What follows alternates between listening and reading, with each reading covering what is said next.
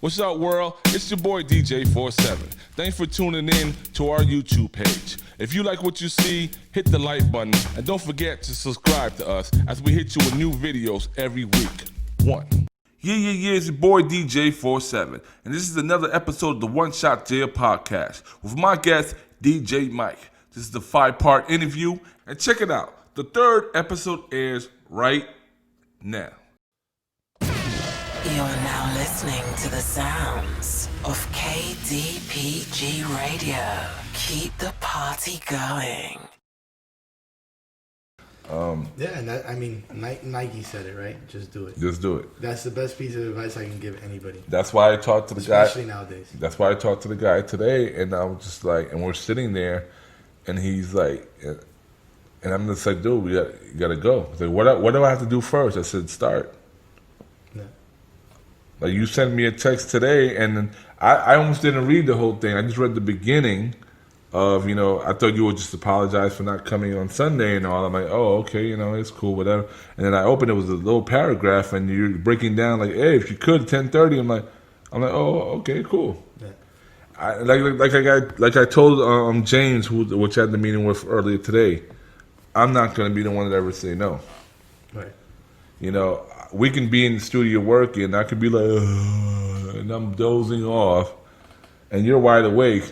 I ain't never gonna admit I'm tired. You're yawning. So what? I'm yawning. So what the fuck? What does that mean? I would never tap out. Right.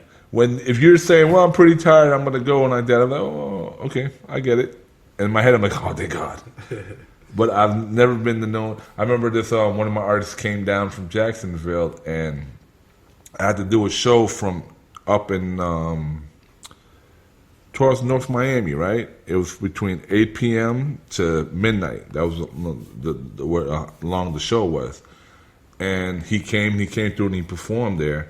And then he was just like, yo, man, can we go to the studio and record?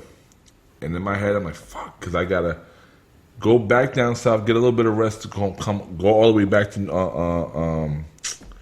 Wynwood to do something from 8 a.m. to 12 p.m. So I was just like, damn, man. I was like, and I threw it out there. I'm like, if you want, I got to do this thing early in the morning. But after that, we can come through. We can work all week and all. He's like, yeah, but I'm in the mood to do something now. And I'm just like, oh, damn. I can't say no. No. Because I don't want to miss any opportunities. And then I was like, fuck it, let's go. For sure. And then I raced down, and I'm like, no, where the hell you at? He's like, oh, I'm almost there. And then he showed up, but I was, in my mind, hating it, but I didn't show it to him in the booth. I was like, yeah, okay, do it again. And I'm telling him, do it again, if it didn't sound right. I could have been the asshole and be like, yeah, it sounds great, okay, see you later, and then wrap it up. But I was like, and I'm like laughing at myself because I'm like, nigga, you grinding, making him do it over and over and over, where you gotta, the only thing I made sure was, I was going to be early for the other spot. That's the only time I'm going to tell you, well, okay, I got to stop because I got to be here. Yeah. Call me. I'll call you when it's done, and then we continue on. Yeah. And that's I don't know if this started or whatever the case is, but that was the beast that's still in me. And then I was joking with the youngins and like that. I said, you can't keep up with me. I'm 40 years old and I'll still break 9 and still. And I remember this one young kid. This is a couple of years ago. He was just like, "Man, you old. You can't hang out with me." And he was one of the promoters for one of the shows we did. And then it's like 5 in.the morning. We all go out. I'm like, yo, what's good? Yo, you want to go to Denny's? Go to Denny's and all like that. And he's like, And then we all go out to Denny's. All our old folks and the one young one. Yeah. And then you see him in Denny's just. And I'm like, wake up! Wake up, youngin'! And I'm wide awake. And I'm not tired. I'm not fake. I'm really wide awake. And I'm just laughing like, dude, I'm a night owl. I was born at 2 a.m. Yeah. That Diddy can't stop, won't stop. Yo, let's go. You know what I'm saying? And I realized that's what made me take a step up. Yeah. Again, with the whole Bob Marley family and all, I was just hanging around. One grabbed me up. I like your ambition, this and that. I want you to meet so and so. Yeah, they noticed you. Yeah, and I'm like, I'm just grinding.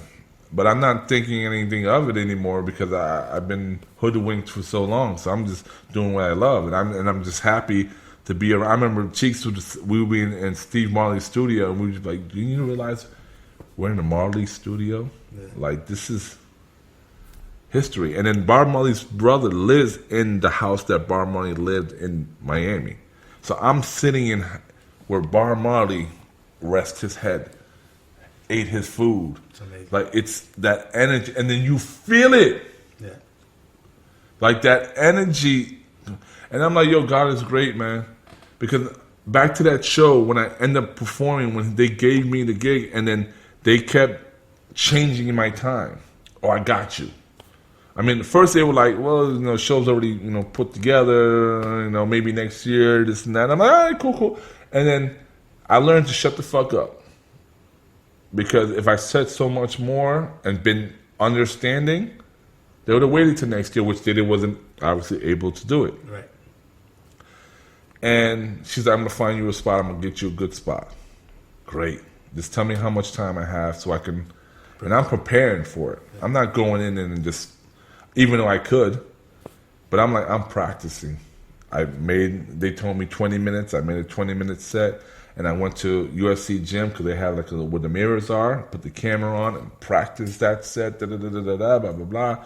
And she's even asking me what happens if you have to go overtime because this acting. I'm like, I'll perform places for 6 hours. Yeah, I got another 20-minute set. Don't worry about it. I got another 3-4 days set. Yeah. Don't worry about that. And what happened was, the times keep changing to the point where I was supposed to do a 5 o'clock thing, and it broke down all the way down to from her having me do the beginning when the doors open. She saw my face change, like, like the set I had doesn't really work for an opening. It needs a crowd. But I'm like, all right, whatever, thankful for whatever. So the day comes, and, I'm there doing the opening, and it sucks because people still setting up, and you're hearing blah, blah, blah, the testing, and I can't even hear myself mix. Yeah. 20 minutes is done. Okay, leave. First act comes on, and then it's supposed to be me twice, and then the next 2 DJs, and so on and so on. And I didn't know at the last minute they switched it from me, next DJ, me, next DJ. So then when I was ready to set up again, the host was like, nah, man, I can't hear him. All I know, he was buddy with the DJ. So I'm like, whatever. He's kicking me off. Whatever. I pack up. I'm like, whatever, man. I go to the VIP lounge, just like pissed off. And, I supposed to have 2 sets. But whatever, I'm thankful. I took a much selfies and, something for the gram. And I'll make up a story. Exactly. I'll just tell the story that I was amazing, blah, blah, blah. And then I watched the other DJ go on twice. I'm like, look at them, man, just letting this, whatever. So then when I walked back up to just go hang out on stage, because I was by myself, the host was like, yo, where the fuck you been? I said, what do you mean where I've been? And it's like, dude, you were supposed to go on after him. And I'm like, I thought it was supposed to be, no. He's like, no, man, I was trying to tell you, you, him. I'm like, oh, shit. Because I was told I was supposed to go me, then him. And he's like, no, they changed it. And I'm like, damn, can I go? And he's like, well, just take his slot since he already took yours. I'm like, great, whatever. So I went in and I'm setting up. Now, there's a crowd. Because this is like now 3:30, 4 o'clock. So I'm like, fuck this shit, yo. I practiced this 20-minute set. There's a crowd. Fuck it, I'm going to do this set. Fuck it. No one makes any noise. I don't care, whatever, you know what I'm saying? So I do the set. This is why I'm like, yo, God is great. 20 minutes pass. And then I realize the act is not ready to come on. They're not cutting me off. So I got to keep going.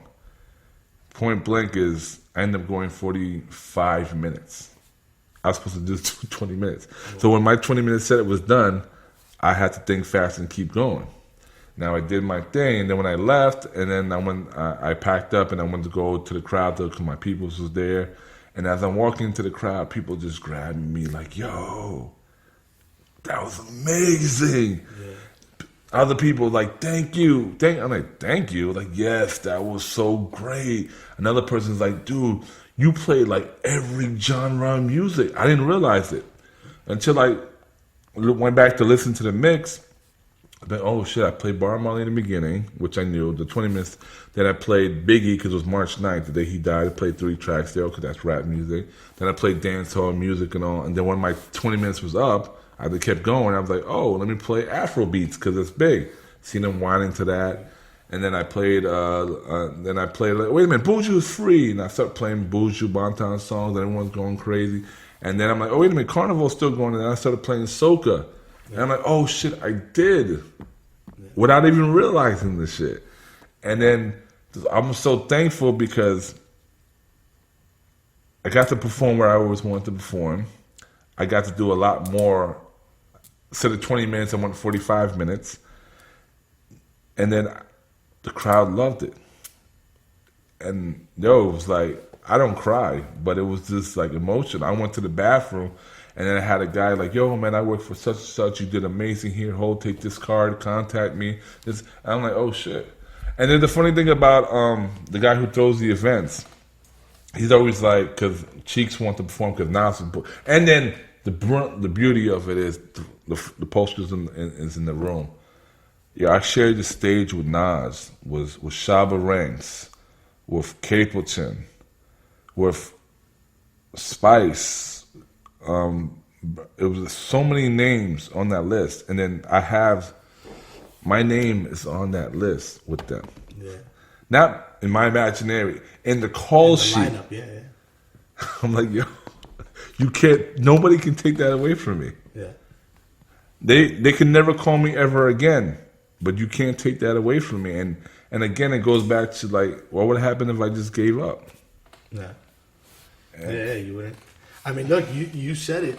You got that opportunity when you were hitting DJing harder than ever.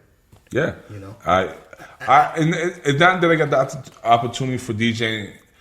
I had the balls to ask for the opportunity because I was DJing hard enough. Right. The opportunity came for me playing my part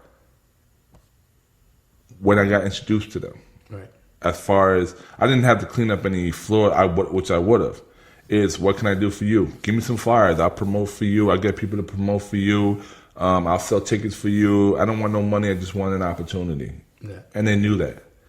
They're like, what do you want out of it? I said, I just want an opportunity. I want a job. Give me a job. Marketing doesn't, I love the environment. I just want to be here. Sometimes I just want to sit there and chill. And that's what they took out of it. You know what I'm saying? If they paid me to promote or this and this and that, they didn't owe me anything. Yeah. Not saying that it still did, but they got it. And that's what I have to appreciate. That they knew they didn't have to do anything they didn't want to, but I showed them how much. I'm not taking you guys for granted. I'm not trying to. I know you guys are rich. I never asked them for $1. Yeah. Never for any of my projects. No, I just said, dude, I know what I can do. I just need the platform to do it. And I'm so thankful that now, and that's what this is here for. It's like, dude, just do you. Yeah. You know? So, I mean, hopefully, you can put your piece in. I've been wanting to do the radio station. I have it, but it's all me, 24/7 me. I want other DJs. I know what we can do with that radio station. Yeah. No, I mean, one thing that really caught my attention the last time that we spoke was that you said, I just want to be around people that could teach me something, like that I can learn from. Yeah, exactly. Yeah.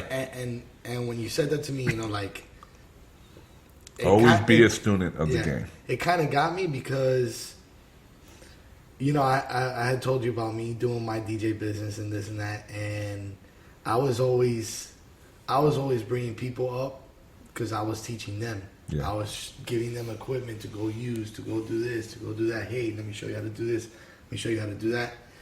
And I've done a lot of that in Miami. So maybe in that sense, it's made me a little bit more of like a loner. so to speak, because especially when you're doing what you love as a hobby, then any moment that you spend doing that, you want to like take the full advantage of it. You know what I mean? Like, you don't want to waste your time doing somebody else's project, working on somebody else's thing. Like, that's just me, you know. Like, that's how I was feeling at the moment. Yeah. But more and more, especially when it comes to like producing music, producing media content, video content, and all that stuff, like, those are, it's never just an artist, it's never just a producer, it's never just a director, it's always a bunch of people. Yeah. It's a collaborative effort. I mean, after every TV show, every movie, every album you ever open up, the credits. Yeah. It's a whole list of names. Yeah. I mean, I would be disappointed if I never hit that red button of record. Yeah. Because of what you're saying, what I'm saying. The passion you have, the passion I have. You see the time that we've been on? I know. And it's... But it's like I told you, bro. I mean, we could literally watch the sun go up doing this stuff. I'm the happiest that I could ever be whenever I'm around this kind of stuff. And it's the same thing as let me tell you, I feel I'm not right at this moment, but I feel like Albert Einstein when I talk about music. Yeah. Nothing else. You want to talk politics? Yeah. I'll say my piece, but you can easily prove me wrong, and I'll sit there and be quiet and just listen. Yeah. Because I don't know shit about politics. I just assume this makes sense to me. Some reason. I know marketing. Yeah. So I look at politics as marketing. I knew Trump was going to win from the first Republican debate because of the way he dominated, the way things are structured. I just saw it as a marketing, not how politics work, how the politicians talk. Sports. I love sports, but I don't know statistics. I don't know stats. I don't know this and that. So I can tell you that Jordan is one of the best in the world. But if you sit there and tell me, no, LeBron is because of A, B, C, all I can do is shut up. All I can say is, in my time, Jordan was the best. Fuck him because the Knicks couldn't get a ring because of him. Yeah. But now if you want to get into details, I'm just going to sit there and be like, okay, you could be absolutely wrong, but I can't prove you wrong because I don't know. Yeah. When it comes to this, I'm still going to listen to you because I want to learn, like I said, but I know my shit as well. Yeah. Like going back to the radio station thing. You know, I had it for a couple of years and I've seen the numbers grow. Just that alone.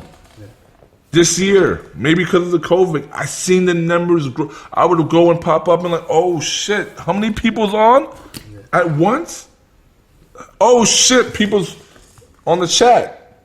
I go in there and I see them, yo, play more of this. I'm like, this is, and then I'm getting alerts, emails, new subscriber, I'm like, oh shit. That's awesome, man.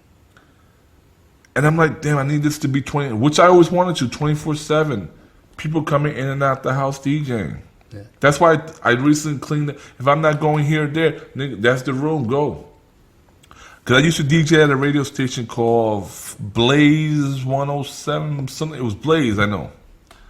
And I was doing this event called GIF. And this was going to be my 3rd year. And that's the time I was DJing on the radio. And it's an event that I do during Christmas time to give back to the community. It's called Gift, you know. You can come in for free, just throw little donations or toys or bring something that we can give to charity. Make-A-Wish, Toys for Tots. Those are the 2 people that I worked with. Make-A-Wish only accepted money, you know, like that. Toys for Tots accepted toys and all. Yeah. So the 3rd year comes around, I'm DJing the radio station. And then, you know, I'm watching how radio stations work. It was an underground station. And I said, yo, I thought about it. I'm like, damn, man, I almost didn't do the event. And I said, damn, I'm watching all these DJs come in and out. And I'm watching these flyers that they put on the wall that as we're DJing, we're supposed to promote. So I'm like, yo, I said, damn, man, maybe I should throw this event because now I have all these promoters who's going to promote. So then I told them, if I do the event, can I put the flyer? They're like, yeah, sure. And then I hit up all the DJs on the radio station, like, yo, I want y'all to DJ this event. And they all did it for free because it was a free event. And one by one, when I would listen to the radio station, I hear them keep promoting it. And they're like, damn, this is free. Then damn, oh my God. And they were promoting it hard because, they seen the wall and they're promoting it. And the funny thing about that story was, this is another thing about don't let anyone ever intimidate you. And if you have a vision, go with it. Yeah. What happened was, it was on December 20th, either December 20th or December 22nd. I realized that was the day my grandmother passed away in 1997, and this event was 2008. I was doing it. 2007, 2008. I was doing it. I think it was 2007 because I think it was a 10-year anniversary of her passing. Not realizing this, I just put the date and this and this and that. And my mom had mentioned, this is, and it just all. So there was another radio station that we had a rival with, which I didn't know, but these are like gangsters, right? And they called the radio station, the head of it, and said, yo, whatever event you're throwing that day, you need to change the date, blah, blah, blah, this and this and that. And they came and they told me that. And I'm like, I ain't changing the damn date and all like that. And they're like, yo, these are bad dudes. You don't want to fuck with them. And I'm like, man, fuck that shit, nigga. I'm a bad dude my damn self and like that. Not as gangster as they are, really, but I mean, nigga, you smack me, I'm going to smack you harder. You know what I'm saying? I'm not going to pull guns and shoot at you and like that. They probably would, right? But my attitude, not trying to be gangster, just, no, I ain't pulling that day. And once I found out it was my grandmother's day, that made it even more, like, I know she's going to be with me. Yeah. My brother-in-law is like, dude, I know these guys. Like, I mean, for your family, just what's a week later? I'm like, fuck that. And then what triggered my head was like, dude, if I cave in now to them, that means I'll always cave in. Yeah. Fuck that shit. And now I'm getting pissed because you keep asking me to change. Not because I'm tough guy. I'm getting pissed because I'm telling you no and you're telling me something else. I go, either you're with me or you're not. Come to find out, what ended up happening was they made a deal with the people running the show as far as, okay, we'll change our date if you promote our event on your radio station, and we'll promote my gift on their radio station. So they came to a compromise. Yeah. And it worked out for all of us. And I'm like, see, I didn't have to cave. Yeah. And then there you go. That's all you had to do. Like, why you being afraid because they're tough guys and this and that? Tough guys, real recognize real. They saw that I was real. Yeah. So it wasn't about, I can't bully this dude. Yeah. It's not about going where it's like, real recognize real. And that's exactly what ended up happening and all that shit. And it worked out for both stations, everyone. And in that event alone, we drew over 2,000 people. I have videos of it. Yeah. My biggest event ever. And again, what would happen if I waited a week after? Maybe it didn't do well. Yeah. It could have done more. Who knows? No, and I think you said it like if you would have caved then, you would have had to continue to cave. Because this day. Because every time that they would have had an issue, they would have been like, yo. Them or anyone. Because I was pussy enough to, compromise. Okay. Yeah. There's a way of compromising with people, but you also have to stand your ground. If you believe in something, fuck you. Just like the guy back again about that one movie that you made. Yeah. If you like it, fuck what anyone else got to say. Yeah. You don't like it because you don't understand it. Yeah. And if you tell me the reason why you don't like it, I'll still curse you out and shit, but I'll still in my head take your notes because you may be right. Yeah. And I'll go look back and you may be right, this and this and that. Or maybe you might say something that I'm aware of, but sometimes they might not like something that you did, but you're aware of it, but you know that you didn't have the capital to fix those problems. Right. You didn't have the resources to. That's why that part is. Okay, good. You don't like something that I'm aware that I don't like either. Right. So it's not. Yeah. That's happened to me definitely. When we were doing the thing, like I said, we did the YouTube thing. I could sit there and I can watch it, and I could, To the trained eye, I can tell you everything that's wrong with it. Yeah. To the untrained eye, I might start telling you things that you don't even notice. You know what I mean? Like, yeah. But then, like you said, like the things that you're aware of that you really couldn't do anything about, you know what the limitations are. You know, you can live with that. You can learn to live with that. But sometimes you make decisions, and somebody might not like something, but you did that on purpose. Yeah. You know what I mean? Like, and that's happened to me too. Like, I remember getting a note on one of the things that we did, one of the sketches we did. I purposely blacked it out and let the sound, like, kind of tell the rest of the story for like those 2 seconds that I blacked it out. And I remember hearing from a couple, like the more technical people, oh, I don't know, you really shouldn't black it out. Like, that's not really a thing to do. And see, they started trying to tell me like it was a mistake. Yeah. Or like it was an error, like it was something that I hadn't noticed. But they were trying to tell me something that it was my personal creative choice. Yeah. And I stuck by it. And I, even though I got the note, I released it that way. I'm willing to take any criticism in the world for it.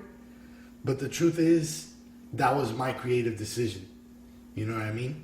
And from other people that I've shown the video to, like, that's the part where they laugh the most.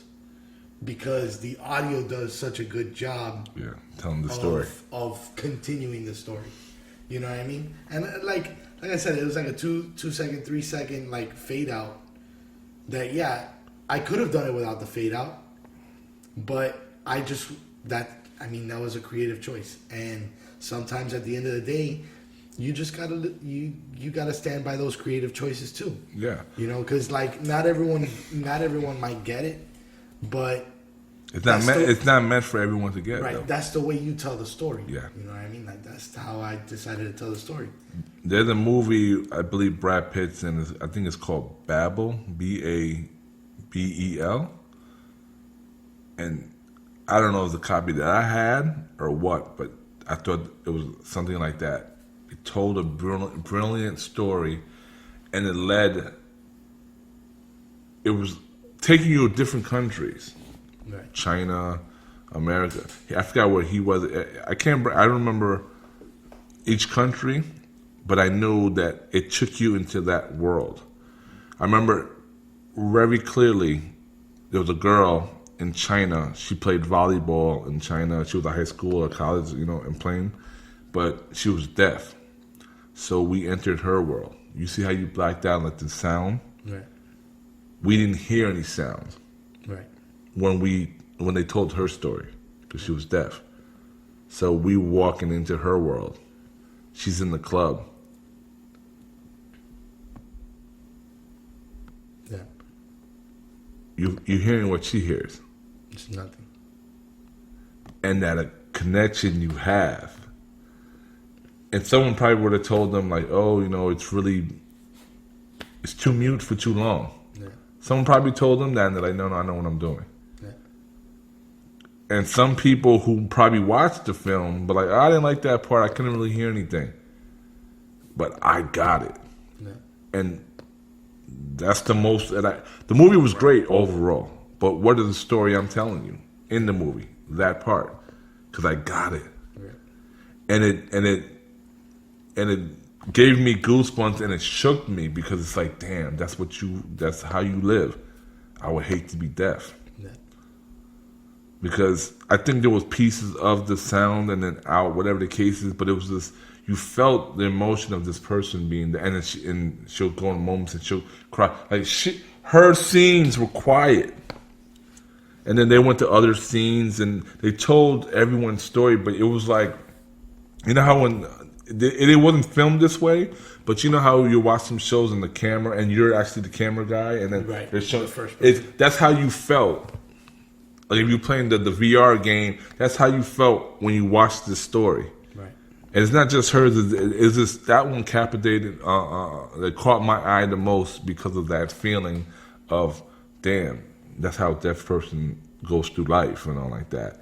And when you told that story of the blank, the sound, I could have seen that movie and thought that's how a blind person felt. Like whatever those noises you were making, imagine a blind person hearing those sounds.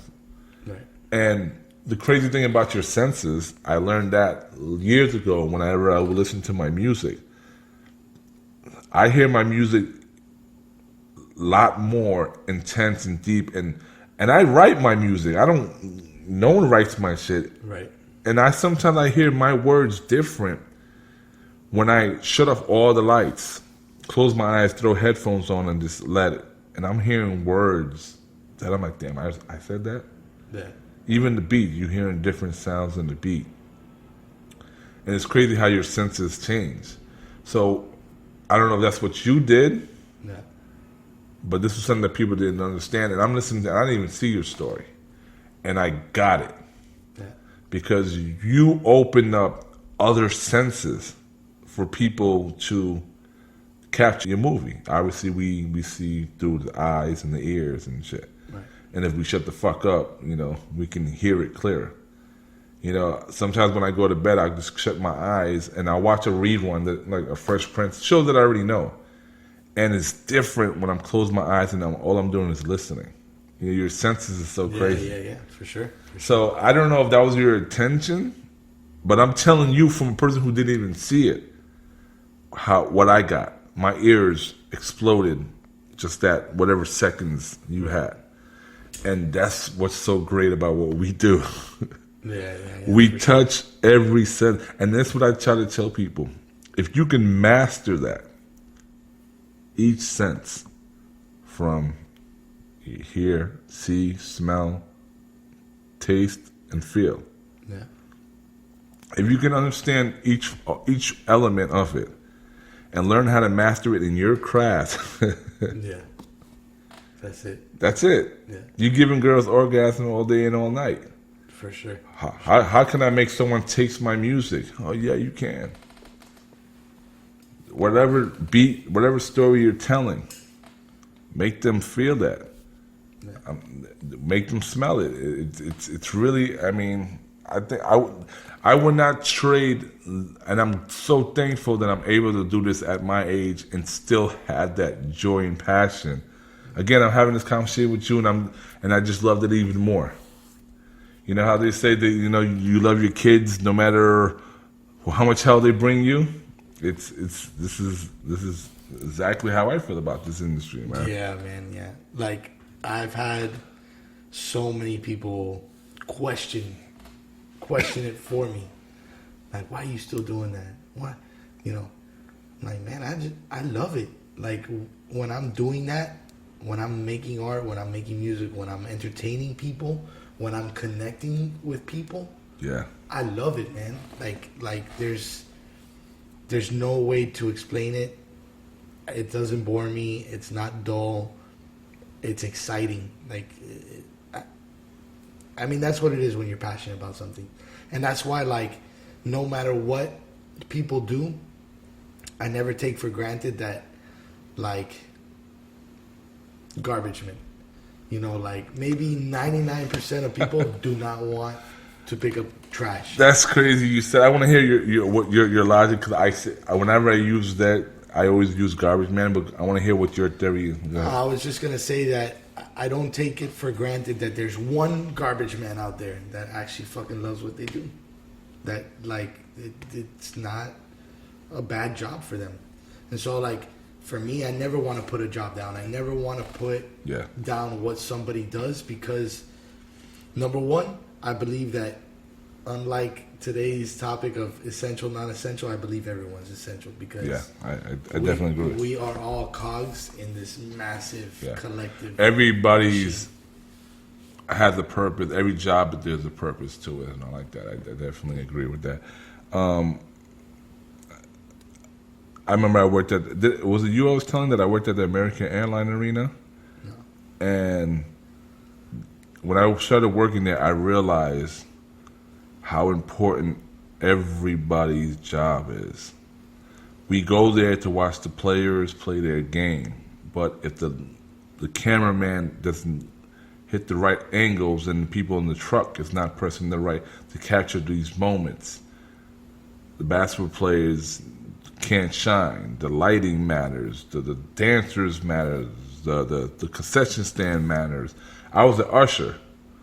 Me getting you to your seat matters, so there's not chaos. And it's like, that's why when they win championships, everybody gets the ring. They don't get the most suspended like the players do, right. Because it is a team effort. I love watching wrestling. I watched this since I was a kid in the 80s, and I just enjoyed it. I had my favorite wrestlers and all. I don't have that now, because now I watch it, and I watch it as a business, and I watch everything and why it matters. Why is this match on first? Why is it on? Why is this person does this? Why is the lighting doing this and that? Why is the camera doing it? Why are they saying what they're saying? Capture every. I remember one time going to an event and the camera dudes was like they was posting up, and I, yo, can I take a picture of y'all? They're like, okay, like who the fuck wants to take a picture? And then I had to explain to them, I'm like, because, you know, I don't know if anyone ever tells you this, but you're just as important as all this, you know, put it together. And they're like, damn, I never heard a fan ever tell me that. Yeah. And I'm like, well, it's just, I mean, I don't know what to say. I know. I'm not saying it because you're next to me and like that. And then I like to sit next to, because they'll have the mixing board over there and the people control. One time I was next to it, and I'm trying to watch the match, but I'm just so watching how they're working together. Yeah.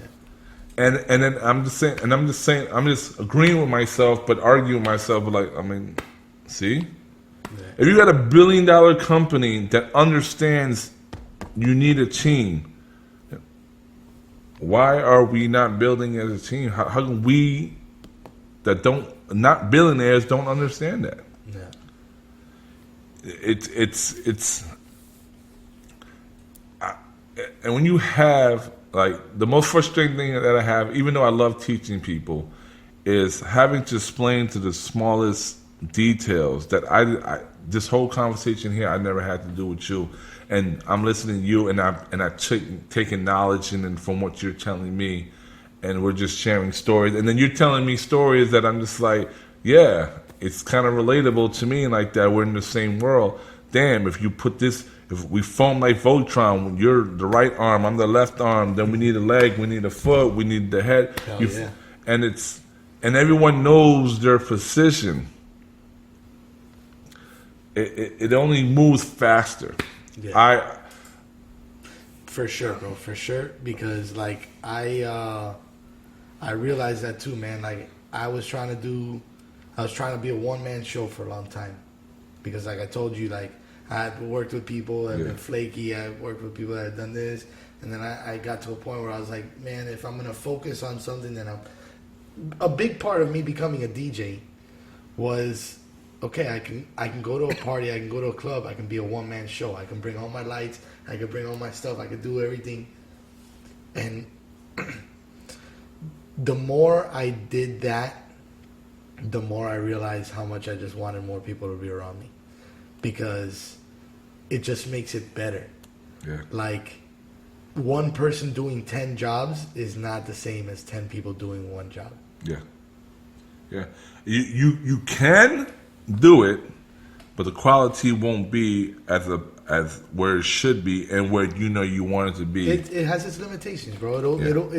That was the one thing that I realized is that no matter what I did on my own, it was limited.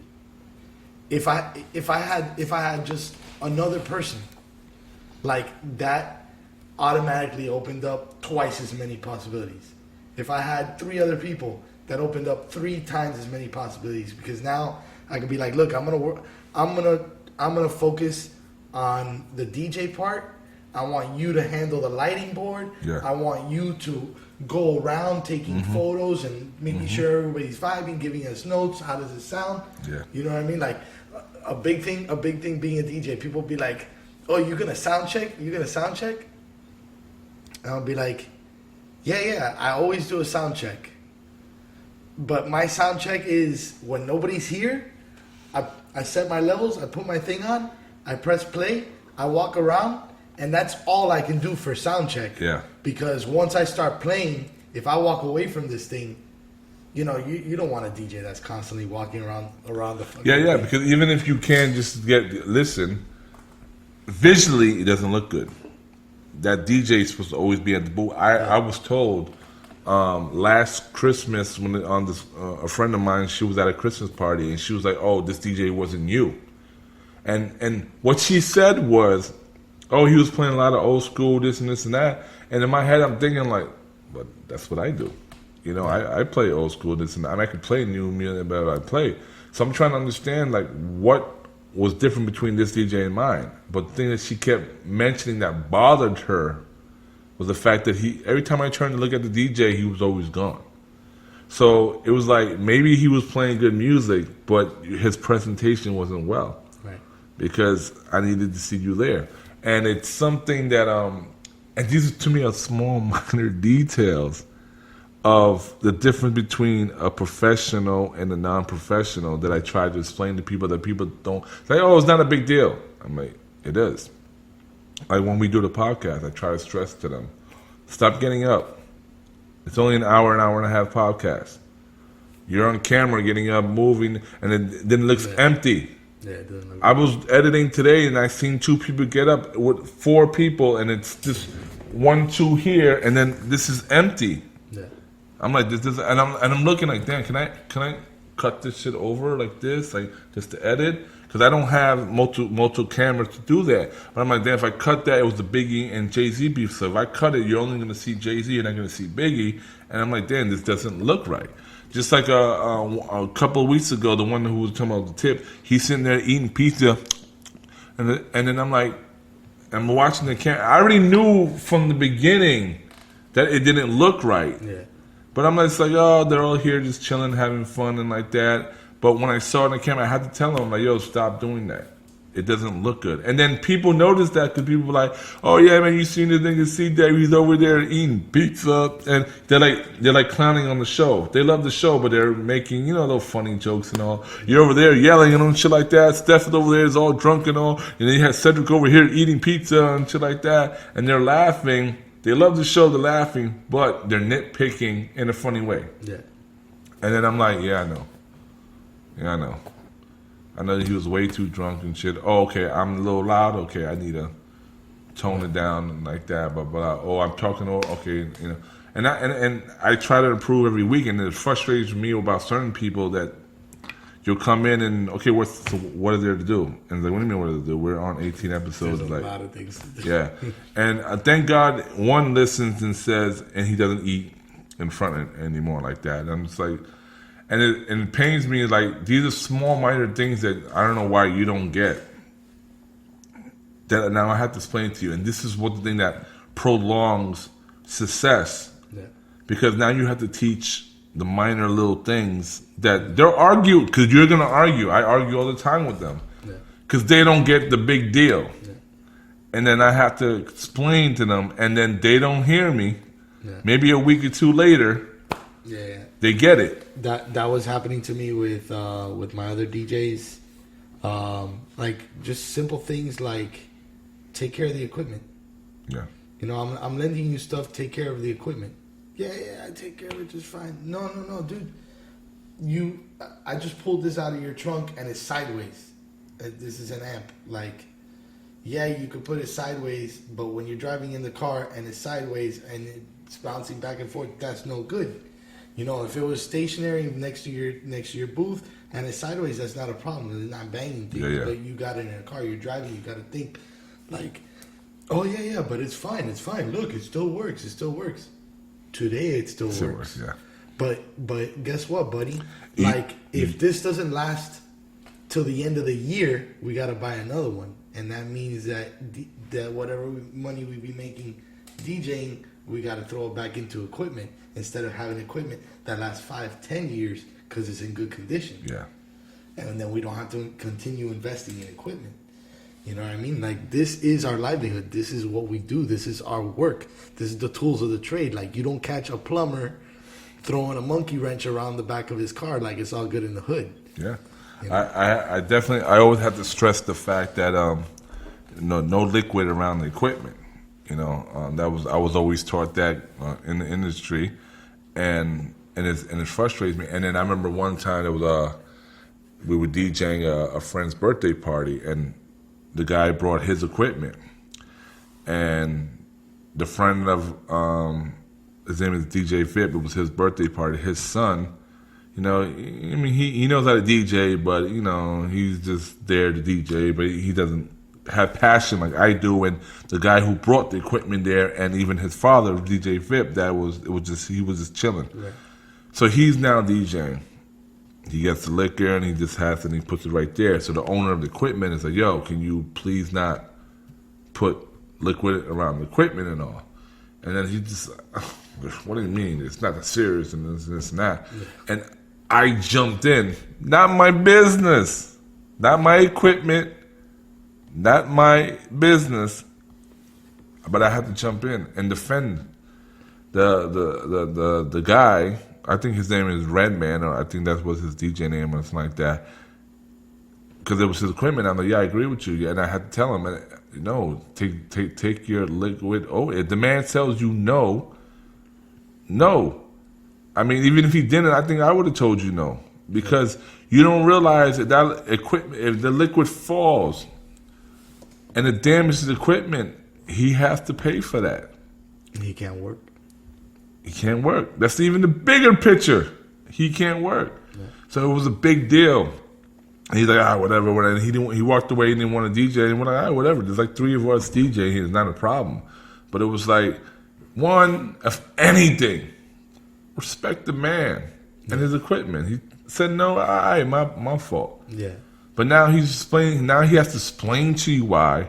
And then I have to come and explain to you why. Now, it's like, instead of you just like, whatever. You want to be a tough guy, and I don't give a fuck. This is my dad's party, and that. But it's like we're close friends with the dad. I mean, the dad obviously loves his son, but the dad would also. He's a DJ. He has equipment. Yeah, he would say the same shit. He knows what's up. And that's why I'm like, that's why he's like, he'll just DJ for fun and whatever the case is, because he don't get it. Yeah. And my point of the story is, DJ had to defend another DJ because I got it. Yeah. And then, I mean, I was cool with that DJ, but then we became cooler because we were just now laughing at how stupid people, would be on. And now we're laughing at his expense and shit like that. And now we became good friends because I was laughing at you and shit like that. Yeah. But it's people, and I don't expect people to get our business, because just like I won't understand the doctors, jokes and like that when they talk. Everyone has their own language. Yeah. But I hate when they think that this isn't a job. When you're 9 to 5, you work from 9 to 5, and you have those 2 days off. We don't have days off. Yeah. You may think so because we don't have to clock in at a certain time that you guys do, and it's fun. Go find a job that's fun to you. Yeah. I didn't ask you to work that job that you didn't like, because I was in that same position that you were, and I made a choice. Yeah, for sure. And I made sacrifice. I mean, certain sacrifices that I do, certain things I don't like to do and like that, but it was that sacrifice to build. Exactly. I mean, I in all honesty, I do respect anybody that's I don't want to say anybody that's doing this, because I know people that are doing this and they're doing it for the wrong reasons. Yeah. But I respect anybody who's hustling and actually like grinding and like taking it seriously, because it is a sacrifice. It's a big sacrifice. Yeah. Like I said, I mean, for 10, 15 years of my life, like I had to do this. I had to pursue this while maintaining a real job. You know what I mean? Like I had to be an adult, and I had to continue to do this, and it took sacrifices. It took, like, I was never one of these people that was always hanging out at bars, always hanging out at clubs, always, man,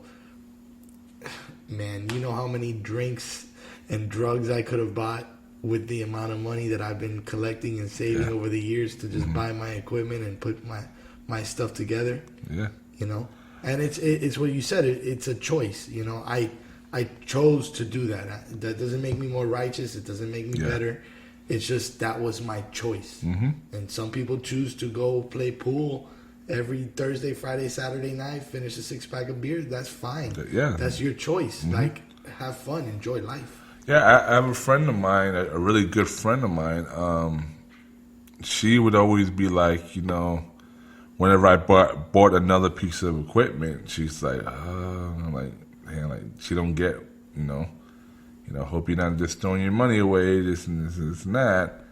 And I'm like, well, this is an investment and all. And she's just like, she doesn't see it because, I mean, she's like a doctor and all like that. And her life, it's always been get up, go to school, get good grades, go to college, get good grades, become a doctor, make the money, find a husband, have kids.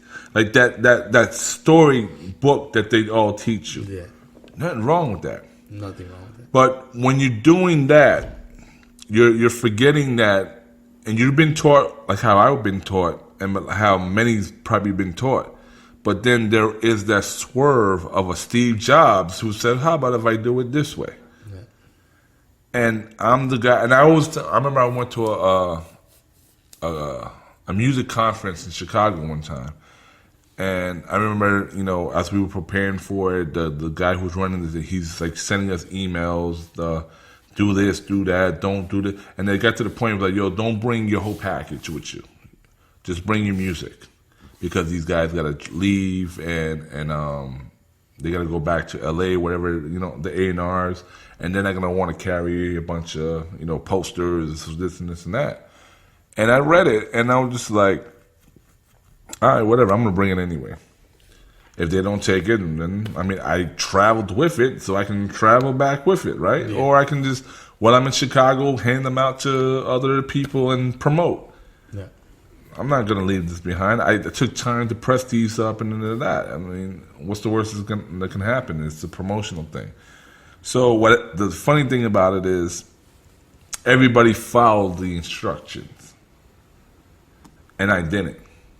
And then when I went to the conference and I met one label after another label after another label after another label, they all said the same thing. Like, Dan, you way more prepared than all these other artists because you have material.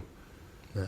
And I remember having lunch with a couple of the artists. You know, we're all coming from different places, so we all, like, a group of us went out to eat. And they were like, damn, man, you brought your shit. I remember this guy sent an email. I guess you didn't get it about, you know, not bringing up. And I'm like, no. He goes, I had this and I had that. I'm like, yeah, I got that email. But I'm like, fuck it. I'm gonna take the risk. You know, why not? You know, you always have to be 10 steps. And it's so what? And he's like, damn, I never thought of it that way. And I'm like, yo, because this is the reason why. This is getting back to the point I was like, straight arrow. When I walk into a line, everyone's probably wearing all white shirts and ties and doing exactly what you're supposed to do. Right, left, right, left.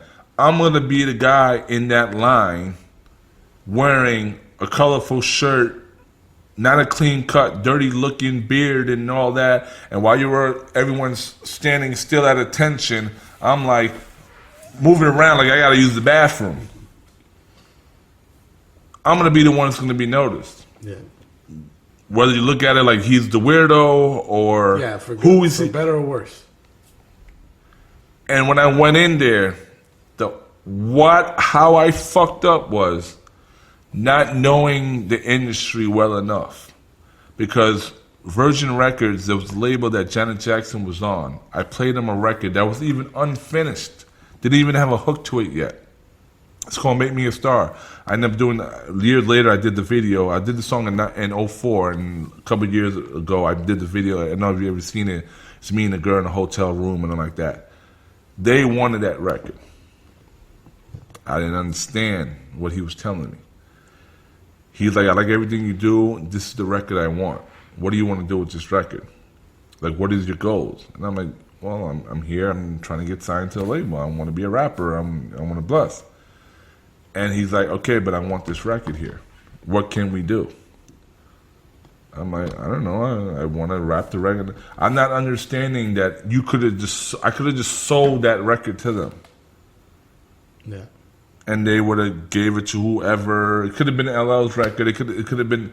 I didn't know you could sell your song individually. Yeah.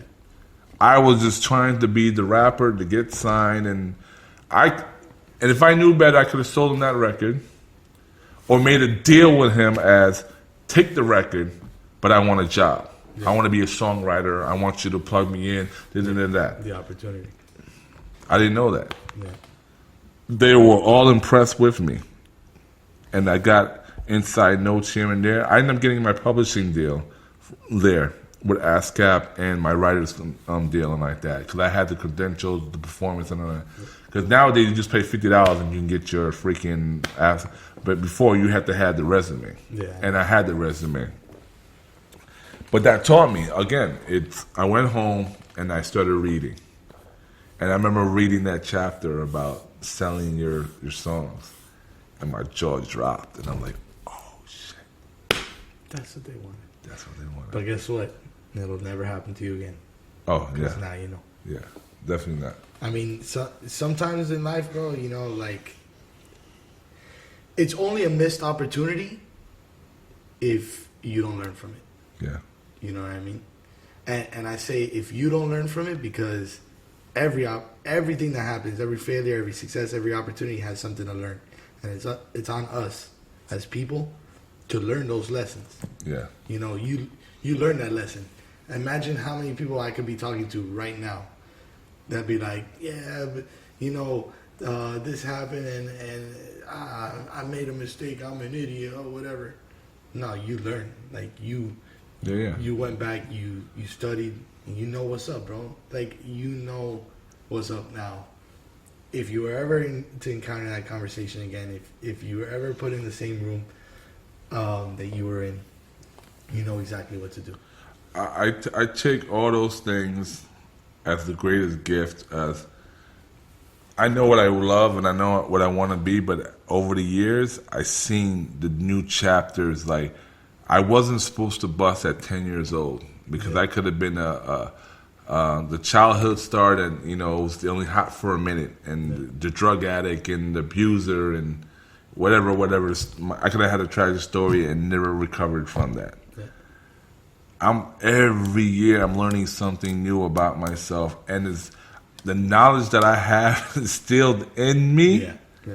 And when I talk to other people who come into me for advice, and I see the way their eyes lit up and just laugh and just point and say, damn, you know your shit. Yeah.